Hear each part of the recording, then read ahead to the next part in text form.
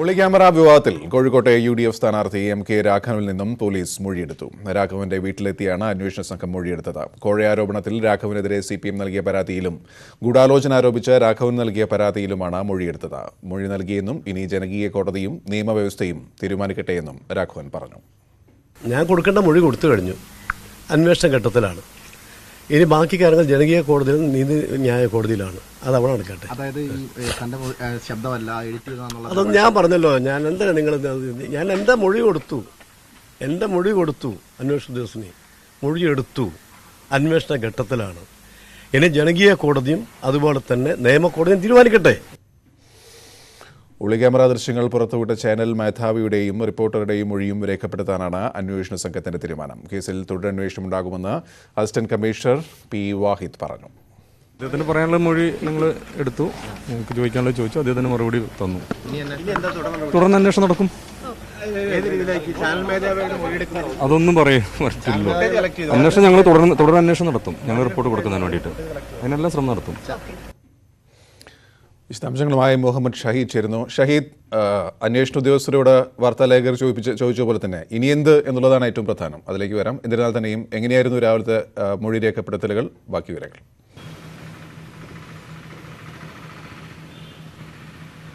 ഗോപി, രാവിലെ 7:15 MK രാഘവന്റെ കോഴിക്കോട്ടെ civil സ്റ്റേഷനിലെ വസതിയിൽ അന്വേഷണ സംഘം വാഹിദും ജമാലുദ്ദീനും കോഴിക്കോട് ACPയും DCPയും എത്തിയത്. അവർ അന്വേഷണ ഉദ്യോഗസ്ഥർ വന്നപ്പോൾ തന്നെ രാഘവൻ അവരെ സ്വീകരിച്ചു, മുറിയിലേക്ക് കയറി. പിന്നീട് സുഹൃത്തുക്കൾ അടുത്തുള്ളവരെ പോലും പുറത്തേക്ക് മാറ്റി നിർത്തിയായിരുന്നു 1 മണിക്കൂർ നീണ്ട മൊഴിയെടുപ്പ് തുടർന്നത്. അതിനുശേഷം ഇരുവരും പുറത്തു വന്നു MK രാഘവൻ മാധ്യമങ്ങളോട് സംസാരിക്കുകയും ചെയ്തു. പ്രധാനമായും മുഹമ്മദ് റിയാസ്, DYFI അഖിലേന്ത്യാ പ്രസിഡന്റ് മുഹമ്മദ് റിയാസ് തെരഞ്ഞെടുപ്പ് ഓഫീസർക്ക് നൽകിയ പരാതിയുണ്ട്. ഇക്കാര്യം ഒളിക്യാമറയിൽ പുറത്തുവിട്ട കാര്യങ്ങൾ, ഒളിക്യാമറയിലൂടെ രാഘവൻ വെളിപ്പെടുത്തിയ കാര്യങ്ങളെക്കുറിച്ച് അന്വേഷിക്കണം, രാഘവന്റെ തെരഞ്ഞെടുപ്പ് റദ്ദാക്കണം ഉൾപ്പെടെയുള്ള പരാതികൾ നൽകിയിട്ടുണ്ട്. ഈ പരാതി അന്വേഷിക്കുന്നുണ്ട്. ഒപ്പം തന്നെ MK രാഘവൻ നൽകിയൊരു പരാതിയുണ്ട്. തനിക്കെതിരെ അപവാദ പ്രചരണം, വ്യാജ ദൃശ്യങ്ങൾ എടുത്തു പ്രചരിപ്പിക്കുന്ന തരത്തിൽ ഇത് തടയണമെന്നാവശ്യപ്പെട്ട് MK രാഘവൻ നൽകിയൊരു പരാതിയുണ്ട്. ഈ 2 പരാതിയിലാണ് രാഘവന്റെ മൊഴി ഇപ്പോൾ അന്വേഷണ സംഘം രേഖപ്പെടുത്തിയിരിക്കുന്നത്. ഈ കഴിഞ്ഞ 2 ദിവസങ്ങളിൽ അന്വേഷണ സംഘം ഹാജരാവാൻ വേണ്ടി രാഘവനെ അറിയിച്ചിരുന്നു. ആദ്യം ടെലിഫോൺ മുഖേന വിളിച്ച് അറിയിച്ചു. പക്ഷേ തെരഞ്ഞെടുപ്പ് പ്രചരണ തിരക്കിലായതിനാൽ എത്താൻ കഴിയില്ല എന്നൊരു മറുപടി രാഘവന്റെ ഭാഗത്തു നിന്ന് ഉണ്ടായി. ഇന്നലെ രേഖാമൂലവും രാഘവനെ അറിയിച്ചു. ഇന്നലെ രാത്രിയോടുകൂടി രാഘവൻ എത്തുമെന്നൊരു സൂചന ഉണ്ടായിരുന്നു. പക്ഷേ ഇന്നലെയും രാഘവൻ എത്തിയില്ല. തുടർന്നാണ് അന്വേഷണ സംഘം രാഘവനുമായി ബന്ധപ്പെട്ട് വീട്ടിലെത്തി മൊഴിയെടുക്കാനുള്ളൊരു തീരുമാനം ഉണ്ടായത്. ഇന്ന് തെരഞ്ഞെടുപ്പ് പ്രചരണത്തിന് രാഘവൻ അതിനുശേഷം ഇറങ്ങുകയും ചെയ്തു. പ്രചരണത്തിന് ഇറങ്ങുന്നതിന് മുമ്പ് തന്നെ അന്വേഷണ സംഘം രാവിലെ തന്നെ രാഘവന്റെ വീട്ടിലെത്തി മൊഴിയെടുക്കുകയായിരുന്നു. Kozhikode DCC president T. Siddique ഉൾപ്പെടെയുള്ളവർ സ്ഥലത്ത് എത്തുകയും ചെയ്തിരുന്നു. രാഘവൻ പറഞ്ഞൊരു കാര്യം, താൻ ഇനി കൂടുതലൊന്നും താൻ പറയാനില്ല. ജനകീയ കോടതി ഒപ്പം നിയമകോടതിയും തൻ്റെ പേരിൽ ഇപ്പോൾ ഉയർന്ന ആരോപണങ്ങളെക്കുറിച്ച് വിലയിരുത്തി അവർ തീരുമാനമെടുക്കട്ടെ എന്നൊരു പ്രതികരണം മാത്രമാണ് രാഘവൻ നൽകിയതെന്നാണ് നമുക്കറിയാൻ കഴിയുന്നത്. കോഴിക്കോട് പ്രത്യേകിച്ച് കോൺഗ്രസ് നേതൃത്വം ഇനി ഇതേക്കുറിച്ച് കൂടുതൽ വിശദീകരണത്തിന് നിൽക്കണ്ട എന്നുള്ളൊരു തീരുമാനം പൊതുവെ കോൺഗ്രസ് നേതൃത്വത്തിൻ്റെ ഭാഗത്തു നിന്നുണ്ടായിട്ടുണ്ട്. അതിൻ്റെ കൂടി ഭാഗമായാണ് രാഘവൻ ഇക്കാര്യത്തിൽ കൂടുതൽ പ്രതികരണങ്ങളൊന്നുമില്ല എന്ന് പ്രസ്താവിക്കുകയും ചെയ്തത്. ഏതായാലും അന്വേഷണം സംഘമെത്തി മൊഴിയെടുപ്പ് നടത്തിയതോടുകൂടി രാഘവന്റെ മൊഴി രേഖപ്പെടുത്തിയതോടുകൂടി ഒരു സുപ്രധാനമായ ഒരു ഘട്ടം കഴിഞ്ഞിരിക്കുന്നു. കാരണം ഇത് പോലീസ് വളരെ കൃത്യമായ രീതിയിൽ അന്വേഷണം നടത്തുമെന്ന അല്ലെങ്കിൽ വ്യക്തമാകുന്ന തരത്തിലേക്ക് കാര്യങ്ങൾ എത്തിയിരിക്കുന്നു എന്നുള്ളതാണ്. ഈ തുടർ അന്വേഷണ ഘട്ടങ്ങളാണ്, അന്വേഷണ നടപടിക്രമങ്ങളാണ് ഈ നടക്കാനുള്ളത്. ഇതിൻ്റെ ഭാഗമായ തുടർ അന്വേഷണം നടക്കുമെന്ന് ACP P. വാഹിദ് പറയുകയും ചെയ്തിരിക്കുന്നു. പക്ഷേ ഇത് ഈ തുടരന്വേഷണം അതെന്തൊക്കെയാണ്? ഇനിയിപ്പോൾ ചാനൽ റിപ്പോർട്ടർമാർ അവരോട് ചോദ്യങ്ങൾ ചോദിച്ചറിയുമോ, ചാനൽ മേധാവിയോട് ചോദിച്ചറിയുമോ? മാത്രമല്ല എന്തൊക്കെ ചാർജിൻ്റെ മുകളിലാണ് ഇപ്പോൾ അന്വേഷണം നടക്കുന്നത്? കോഴ വാങ്ങി എന്ന ചാർജാണോ, അതോ CPM നൽകിയ പരാതിയുടെ അടിസ്ഥാനത്തിലാണെങ്കിൽ, മറിച്ച് വ്യാജ ദൃശ്യങ്ങൾ ഉപയോഗിച്ചു എന്നുള്ള പരാതിയുടെ അടിസ്ഥാനത്തിലാണോ? എന്തൊക്കെയാണ് അടുത്ത ഘട്ടങ്ങളിലേക്ക് ഇനി പോലീസ് ഉദ്ദേശിക്കുന്നത്? അവരൊന്നും വിട്ടു പറയുന്നില്ല, എന്നാലും നമ്മൾ മനസ്സിലാക്കുന്നത്.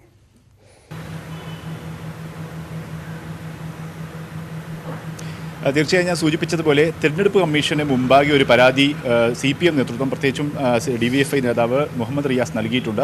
ഇതേ തുടർന്ന് തെരഞ്ഞെടുപ്പ് കമ്മീഷണർ DGPയോട് റിപ്പോർട്ട് ആവശ്യപ്പെട്ടിട്ടുണ്ട്. DGPയുടെ നിർദ്ദേശപ്രകാരമാണ് ഒരു അന്വേഷണം നടക്കുന്നുണ്ട്.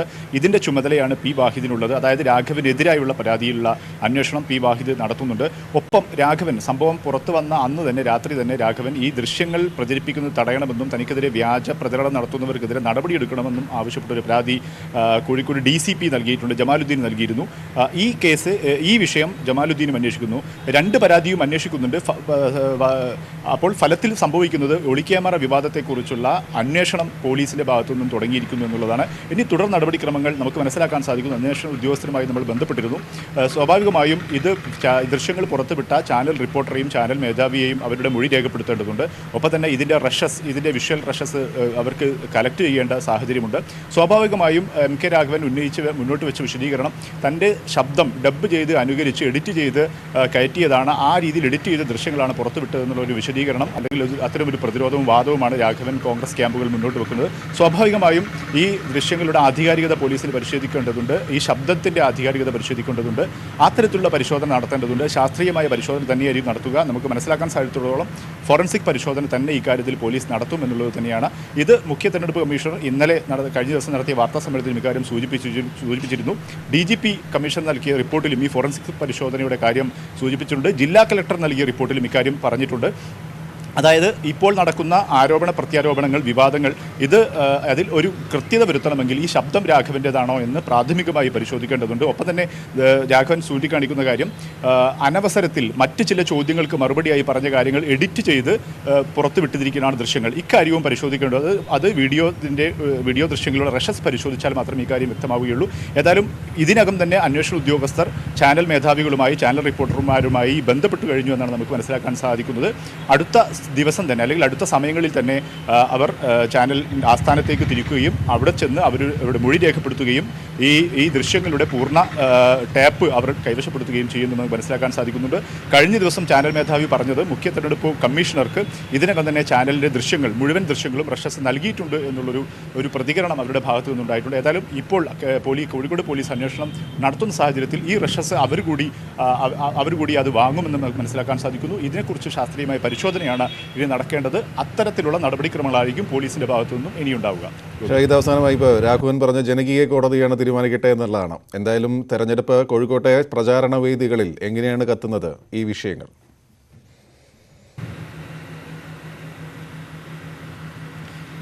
തീർച്ചയായും ഇടതുപക്ഷം ഇതിനകം തന്നെ വലിയ പ്രചരണം ഇതിൻ്റെ ഭാഗമായി നടത്തി കഴിഞ്ഞു. തെരഞ്ഞെടുപ്പ് പൊതുയോഗങ്ങളിൽ രാഘവനെതിരെയുള്ള വിമർശനങ്ങൾ ഉന്നയിക്കുന്നുണ്ട്. ഈ വീഡിയോ ദൃശ്യങ്ങൾ ചൂണ്ടിക്കാണിച്ച് രാഘവൻ്റെ കഴിഞ്ഞ 2 തവണത്തെ തെരഞ്ഞെടുപ്പിനെ ചോദ്യം ചെയ്യുകയാണ് ഇടതുപക്ഷം ചെയ്യുന്നത്. ഒപ്പം ഇനിയും വീണ്ടും രാഘവനാണ് നിങ്ങൾ വോട്ട് ചെയ്യുന്നതെങ്കിൽ തിരഞ്ഞെടുക്കപ്പെട്ടാൽ പോലും റദ്ദാക്കാനുള്ള അല്ലെങ്കിൽ അയോഗ്യത കൽപ്പിക്കപ്പെടാനുള്ള ഒരു സ്ഥാനാർത്ഥിക്കാണ് നിങ്ങൾ വോട്ട് ചെയ്യുന്നത് എന്നുള്ളൊരു പ്രചരണം ഇടതുപക്ഷ ക്യാമ്പുകൾ സജീവമായി പ്രചരണ രംഗത്ത് നടത്തുന്നുണ്ട്. ഒപ്പം രാഘവനെതിരെ ചിലയിടങ്ങളിൽ നമുക്ക് കഴിഞ്ഞ ദിവസങ്ങളിൽ പോയപ്പോൾ കാണാൻ സാധിച്ചത് ചില പോസ്റ്ററുകളും അടിച്ചിറക്കി പ്രചരണം നടത്തുന്ന അല്ലെങ്കിൽ പോസ്റ്റർ പ്രചരണവും രാഘവനെതിരെ ഈ വീഡിയോ ദൃശ്യങ്ങളുടെ പശ്ചാത്തലത്തിൽ നടത്തുന്നുണ്ട് എന്നുള്ളൊരു വസ്തുതയാണ്. സ്വാഭാവികമായും അത് പ്രതിരോധിക്കേണ്ടത് UDFിൻ്റെ ബാധ്യതയാണ്. UDFിൻ്റെ MK രാഘവൻ്റെ തെരഞ്ഞെടുപ്പ് പ്രചരണ സ്വീകരണ യോഗങ്ങളിലെല്ലാം ഇക്കാര്യം അവർ പ്രതിരോധിക്കുന്നുണ്ട്. രാഘവൻ്റെ പൊതുജീവിതം സുതാര്യമാണ്, അതിനെ അപകീർത്തിപ്പെടുത്താൻ വേണ്ടി CPM ബോധപൂർവമായ ശ്രമം നടത്തുകയാണ്. കഴിഞ്ഞ 2 തവണ കയ്യിൽ നിന്ന് നഷ്ടപ്പെട്ട മണ്ഡലം തിരിച്ചുപിടിക്കാൻ വേണ്ടി ഏത് മോശം പ്രവർത്തനവും CPMൻ്റെ ഭാഗത്തു നിന്ന് നടക്കുമെന്നതിൻ്റെ തെളിവാണ് ഇക്കാര്യം എന്ന് പറഞ്ഞ് ആ രീതിയിലുള്ളൊരു പ്രതിരോധമാണ് അവർ മുന്നോട്ട് വെക്കുന്നത്. പക്ഷേ ഒരു കാര്യം കോൺഗ്രസ് നേതൃത്വം തീരുമാനിച്ചിട്ടുണ്ട്. ചാനലുകളിൽ ഇതുമായി ബന്ധപ്പെട്ട ഒരു ചർച്ചയ്ക്കോ സംവാദത്തിനോ ഇനി പോകേണ്ടതില്ല എന്നൊരു തീരുമാനം ഔദ്യോഗികമായി കോൺഗ്രസ് നേതൃത്വം എടുത്തിട്ടുണ്ടെന്ന് നമുക്ക് നേതാക്കളിൽ നിന്ന് മനസ്സിലാക്കാൻ സാധിക്കുന്നു. അതായത് തങ്ങളുടെ ഭാഗത്തു നിന്നുള്ള കൂടുതൽ പ്രതികരണം നടത്തി വിഷയം സജീവ ചർച്ചയിൽ നിലനിർത്താൻ കോൺഗ്രസ് നേതാക്കന്മാർ ഏതായാലും ഉദ്ദേശിക്കുന്നില്ല എന്ന് അവരുടെ പ്രതികരണത്തിൽ വ്യക്തമാക്കുന്നു. അത്തരത്തിലുള്ള ചർച്ചകളിലേക്ക് ഇനി പോകണ്ട എന്ന് കോൺഗ്രസ് നേതാക്കന്മാരോട് ജില്ലാ നേതാക്കന്മാരോട് നേതൃത്വം നിർദ്ദേശിച്ചിട്ടുണ്ട് എന്നുള്ള വിവരവും ലഭിക്കുന്നുണ്ട്. ഏതായാലും സജീവ ചർച്ചയാണ് മണ്ഡലത്തിൽ. ഇപ്പോൾ കോഴിക്കോട് പാർലമെൻറ്റ് മണ്ഡലത്തിലെങ്കിലും ഏറ്റവും സജീവമായ ചർച്ചയായി ഈ വിഷയം നിലനിൽക്കുന്നു എന്നുള്ളത് തന്നെയാണ്. അത് രാഘവനെ പ്രതിരോധത്തിലാക്കുന്നത് തന്നെയാണ്. ഈ ഒരു അവസരം മുതലെടുക്കാൻ സ്വാഭാവികമായും LDF CPM കേന്ദ്രങ്ങൾ ശ്രമിക്കുകയും ചെയ്യുന്നുണ്ട്. ഇപ്പോൾ ശ്രീ A. സജീവൻ മാധ്യമപ്രവർത്തനം ഈ ഘട്ടത്തിൽ നമ്മളോട് കൂടി ചേരുന്നു. ശ്രീ സജീവൻ, LDF ക്യാമ്പുകളുടെ പ്രചാരണം തെരഞ്ഞെടുക്കപ്പെട്ടാലും അയോഗ്യനാക്കാൻ പോകുന്ന ഒരു സ്ഥാനാർത്ഥിയാണ് നിങ്ങൾ വോട്ട് ചെയ്യാൻ പോകുന്നത്, അതുകൊണ്ട് LDF നോട്ട് ചെയ്യൂ എന്ന പ്രചാരണമാണ് കോഴിക്കോട് വ്യാപകമായി പോകുന്നത് എന്ന് സജീവൻ പറയുന്നു. സ്വാഭാവികമായും UDF അതിനെ പ്രതിരോധിക്കുന്നുമുണ്ട്. എത്രമാത്രം ഇപ്പം ഇന്ന് രാഘവൻ പറഞ്ഞതുപോലെ ജനകീയ കോടതി തീരുമാനിക്കട്ടെ ഇനി എന്നാണ് അദ്ദേഹവും പറഞ്ഞത്. ഈ തെരഞ്ഞെടുപ്പിൽ ഈ വിവാദം എത്രമാത്രം സ്വാധീനിക്കപ്പെടുന്നു എന്നാണ് താങ്കൾ മനസ്സിലാക്കുന്നത്? ഇതിലും ഈ തെരഞ്ഞെടുക്കപ്പെട്ടാൽ അയോഗ്യനാക്കപ്പെടുമെന്ന് പറയുന്നത് അദ്ദേഹം കുറ്റം ചെയ്തു എന്ന് തെളിയിക്കപ്പെടുന്ന ഘട്ടത്തിൽ മാത്രമാണ്. ഇപ്പോഴങ്ങനെ ഒരു സംഭവം ഉണ്ടായിട്ടില്ല. അദ്ദേഹത്തിനെതിരെ ഒരു ആരോപണമുണ്ട്, അദ്ദേഹം നിഷേധിച്ചിട്ടുണ്ട്. ഇനി അതിന്റെ സത്യാവസ്ഥ ടിക്കാറാം മീണൊക്കെ പറഞ്ഞതുപോലെ ഇതിന്റെ സത്യാവസ്ഥ വെളിപ്പെടേണ്ടതുണ്ട്. അതുമായി ബന്ധപ്പെട്ട അന്വേഷണങ്ങളാണ് ഇപ്പോൾ നടന്നുകൊണ്ടിരിക്കുന്നത്.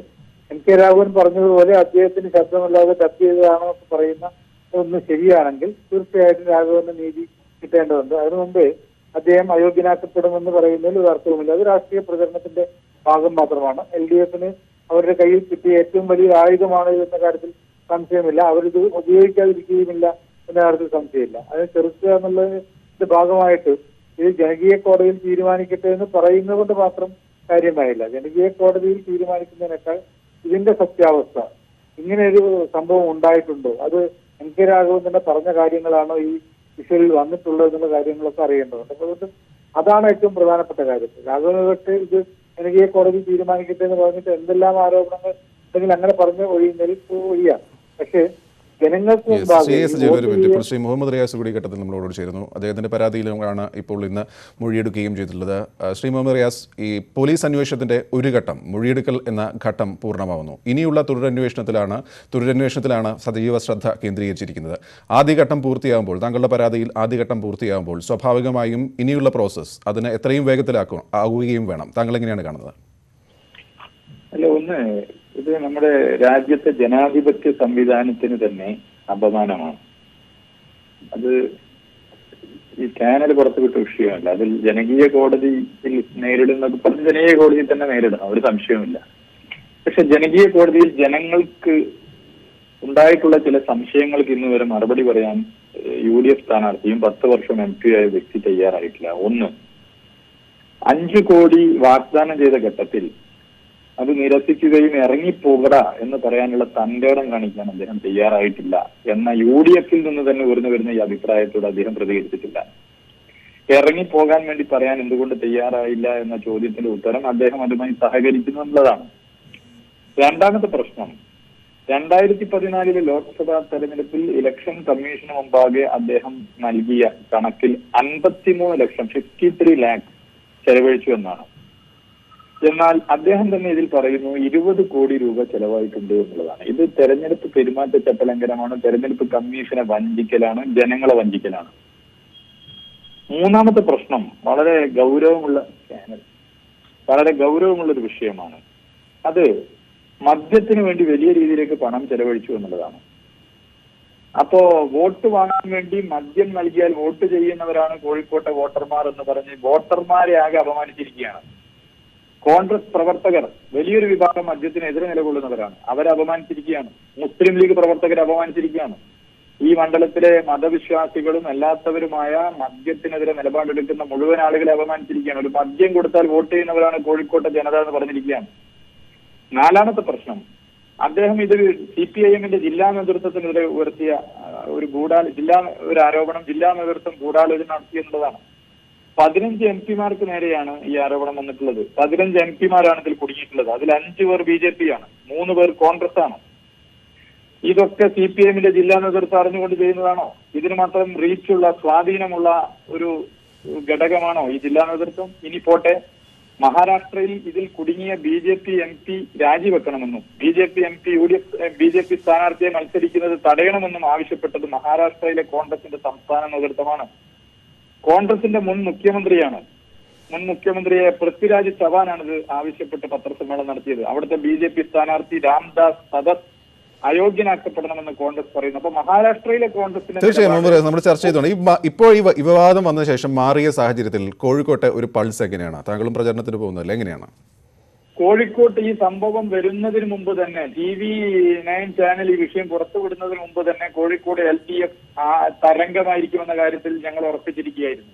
LDF ഈ സീറ്റ് നല്ല ഭൂരിപക്ഷത്തിന് വിജയിച്ച് തിരിച്ചു പിടിക്കും എന്ന് ഞങ്ങൾ ഉറച്ചു വിശ്വസിക്കുകയാണ്. ഈ സീറ്റ് 2009 മണ്ഡലം വന്നതിന് ശേഷം UDF ആണ് 2 തവണയും വിജയിച്ചത്. ഇത്തവണ ഞങ്ങൾ വിജയിക്കും. അതിന് ഈ 10 വർഷത്തെ ഈ മണ്ഡലത്തിലെ ജനപ്രതിനിധിയുടെ വികസന മുരടിപ്പ്, പാർലമെന്റിൽ അദ്ദേഹത്തിന്റെ മൗനം, BJP-യുമായി ശ്രീ MK രാഘവൻ ഉണ്ടാക്കിയ അണ്ടർസ്റ്റാൻഡിംഗ്, ഇതൊക്കെ ഈ മണ്ഡലത്തിൽ ചർച്ച ചെയ്യപ്പെടുകയാണ്.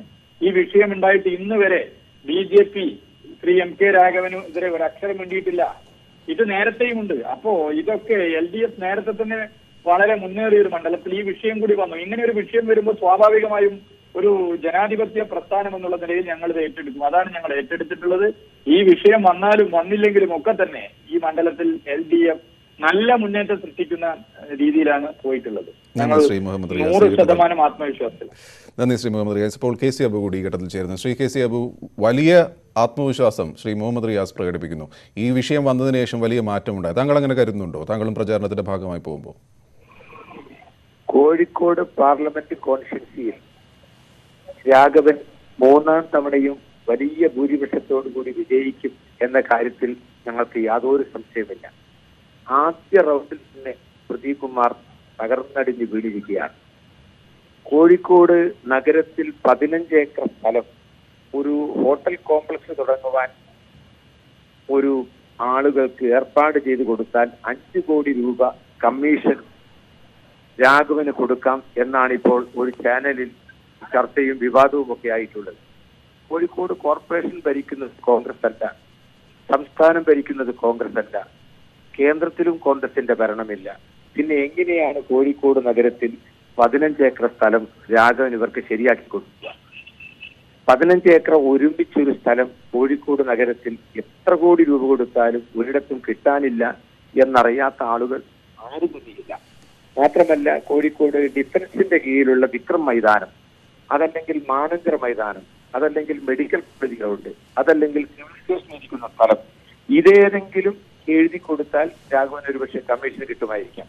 ഇത് എഴുതി കൊടുക്കുവാൻ കേരള മുഖ്യമന്ത്രി വിചാരിച്ചാൽ കഴിയില്ല. സ്വാഭാവികമായും ഇത് മാത്രമല്ല വിഷയം. രാഘവന്റെ പൊതുജീവിതം അറിയാവുന്ന ഒരു കോൺഗ്രസ് പ്രവർത്തകനാണ് ഞാൻ. ഒരു വസ്തു കച്ചവടക്കാരനല്ല രാഘവൻ, വസ്തുവിന്റെ ഇടനില കച്ചവടക്കാരനുമല്ല. ഒരു 10 വർഷം MP ആയിട്ട് പോലും കോഴിക്കോട് നഗരത്തിൽ എവിടെയെങ്കിലും ഒരു കോണിൽ ഒരു 5 സെന്റ് സ്ഥലമെങ്കിലും വാങ്ങി ചെറിയൊരു വീടുണ്ടാക്കി വാടക വീട്ടിൽ നിന്ന് താമസം മാറ്റുവാനുള്ള ഒരു ത്രാണി പോലും, അതിനുള്ള കഴിവ് പോലും ഇല്ലാത്ത ഒരു സാധാരണക്കാരനായ ഒരു വ്യക്തിയാണ് ശ്രീ രാഘവൻ. രാഘവന്റെ ഇമേജ് അദ്ദേഹത്തെ അതൊന്ന് ഡാമേജ് ചെയ്യുവാൻ വേണ്ടി വ്യക്തിപരമായി അദ്ദേഹം നേടിയെടുത്ത, ജനങ്ങൾക്കിടയിൽ നേടിയെടുത്തിട്ടുള്ള അദ്ദേഹത്തിന്റെ ഒരു സൽപ്പേരിന് കളങ്കമുണ്ടാക്കുവാൻ വേണ്ടി ആസൂത്രിതമായി നടത്തുന്ന ഒരു ശ്രമം മാത്രമാണിത്. ഇപ്പോൾ ചർച്ചയിൽ വരുന്ന മുഹമ്മദ് റിയാസ്, ശ്രീ കെ സി അബു, ഇത് തുടക്കത്തിൽ ഇത് വന്ന സമയത്ത് CPM ഗൂഢാലോചന എന്നൊക്കെ പറഞ്ഞിരുന്നു. ഇപ്പോഴും അത് പറയുന്നുണ്ടോ? ആ ഒരു വാദം നിലനിൽക്കുന്നുണ്ടോ? വലിയ ടൂറിസ്റ്റ് സംവിധാനമൊക്കെ ഉണ്ടാക്കുമെന്ന് പറഞ്ഞ് അത് വാങ്ങിച്ച് അവസാനം അത് കോടിക്കണക്കിന് രൂപയ്ക്ക് അത് മറിച്ചു വിറ്റ് കോടികൾ സമ്പാദിച്ചവരാണ്. അവര് മഞ്ഞപ്പിത്തം ബാധിച്ചവരാണ്. മഞ്ഞപ്പിത്തം ബാധിച്ചവർക്ക് കാണുന്നതെല്ലാം മഞ്ഞ നിറത്തിലായിരിക്കും. അതുകൊണ്ട് അവർ ഈ പറയുന്നതിലൊന്നും തന്നെ ജനം വിശ്വസിക്കുകയില്ല. ജനങ്ങൾ ഒരു തീരുമാനമെടുത്തിരിക്കുകയാണ്. കോഴിക്കോടിന്റെ വികസനം എന്ന് പറഞ്ഞാൽ ഏതായാലും വളരെ സജീവമായ ചർച്ചയായി തന്നെ മാറുന്നു. അന്വേഷണത്തിന്റെ ആദ്യഘട്ടം ഇവിടെ പൂർത്തിയാവുകയും ആദ്യഘട്ടം പിന്നിടുകയും ചെയ്യും.